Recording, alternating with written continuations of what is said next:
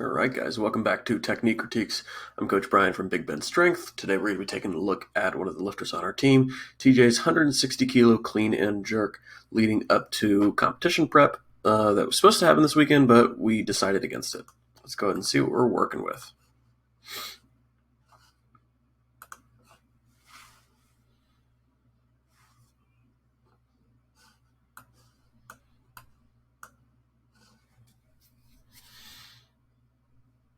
Clean looked pretty strong. Jerk looked pretty good. A little double step back on the foot there instead of a meet in the middle, but let's go and break this down a little bit more. All right, start position looks strong. We're working on changing up his start to not have such a massive hip drop down and then lift up. Instead, it's going to be a little bit more of a static start.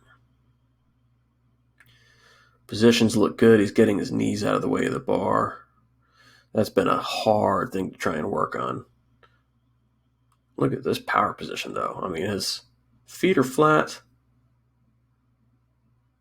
He's probably leaning back a little too much there at the top. And then we've got a little bit of bar crash down here.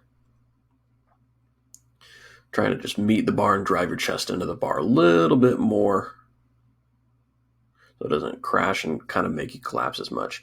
You managed to stay pretty tight, though, with that bar crash, which is impressive. But, yeah, just trying to meet the bar a little bit higher. All right, let's see this jerk.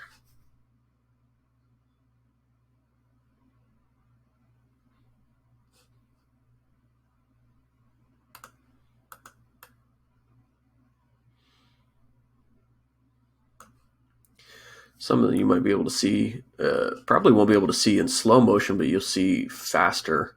You'll see when it's faster. It almost dips a little too suddenly, which causes a little bit of bar wobble.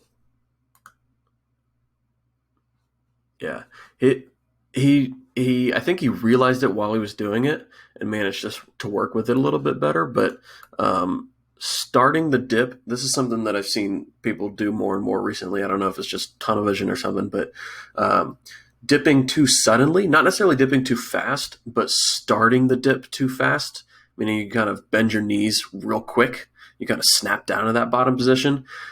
Because of that bar is still trying to stay where it's at instead of bending around you and warping with you. So especially for those of you guys that are lifting heavier weights, where that bar whip is going to matter a little bit more, try not to dip suddenly. It doesn't mean that you're dipping too fast. It just means that you're going at it all of a sudden, as opposed to working with the bar and dipping and driving with the bar. That'll make it a little bit easier to control that bar whip. And if you do it right, you time it right, you can get a lot of assistance out of it instead of it working against you. Let's see. Was there anything in that split that we needed to work on? Split looked pretty good. That bar might have been a little too far back, which is why you had to take that double step back, which is good. It means that you're committing to really getting that bar in the right spot, just a little too far back, and that's really all. So just a couple things to go over based on what we did in the beginning. And the clean, trying to meet the bar a little bit better instead of having it crash on you.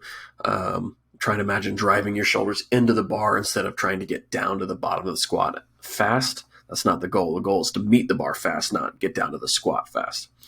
On the jerk, don't dip suddenly, dip controlled, work with the whip of the bar so it assists you instead of hurts you. And then that was just a little too far back on the where the bar is in your split. Just a little bit more forward will probably feel way more centered, and so you don't have to double step back. And that's it for this one, guys. Thanks for watching. Make sure to like, share, and subscribe on the YouTube channel. And if you want technique critiques like these for you, go ahead and subscribe to the Patreon linked in the description below. Catch you next one.